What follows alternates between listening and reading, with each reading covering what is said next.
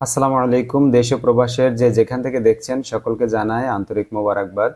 বন্ধুরা, আমরা যে খবরগুলো আপনাদেরকে জানানোর চেষ্টা করছি এই খবরগুলো আসলে মিডিয়ায় তেমন পাবেন না, পত্রিকা না ঘাটলে।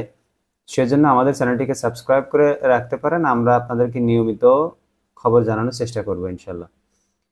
তো আজকে মেইন খবর হলো যে শিক্ষকরা ছাত্রদের পক্ষে মিছিল করেছে, এই যে কোটা সংস্কার আন্দোলনের পক্ষে যারা, এবং সেই সাথে আইনজীবী সমিতি তারা সুপ্রিম কোর্ট প্রাঙ্গণে মানববন্ধন করেছেন এবং তারা মিডিয়ায় বক্তব্য দিয়েছেন, যেটি খুবই ভালো একটি প্রশংসনীয় একটি দিক। যেমন এখানে আপনারা দেখতে পাচ্ছেন যে আজ সোমবার দুপুরে ঢাকা বিশ্ববিদ্যালয়ের অপরাজেয় বাংলার সামনে নিপীড়ন বিরোধী শিক্ষক সমাবেশ শেষে ক্যাম্পাসে মিছিল করেন শিক্ষকেরা।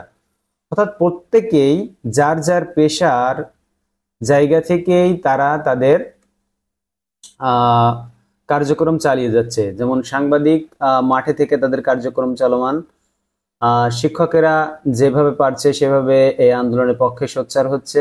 এমনকি আমরা অনেকেই দেখেছি যে মাঠে সরাসরি ছাত্রদের সাথে এসে আন্দোলনে যোগ দিচ্ছে।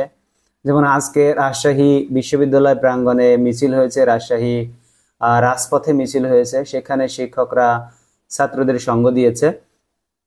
এবং এখানে দেখতে পাচ্ছেন যে আইনজীবীরা তারা প্রাঙ্গণে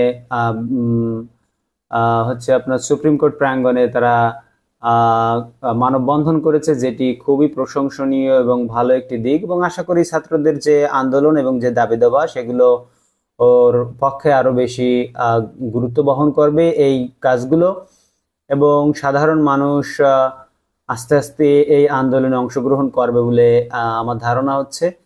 এবং একসময় দেখা যাবে যে এটা হয়তো গণ বিপ্লব বা গণ অভ্যুত্থানের রূপ নিচ্ছে, সেরকমই আশঙ্কা করছে দেশ বিদেশের বিভিন্ন গণ্যমান্য ব্যক্তিগণ। আমি ক্ষুদ্র মানুষ, আমারও ঠিক সেই একই আশঙ্কা, কারণ এতটা দমনপীড়ন, এতটা নির্যাতন করা হয়েছে ছাত্রদের প্রতি,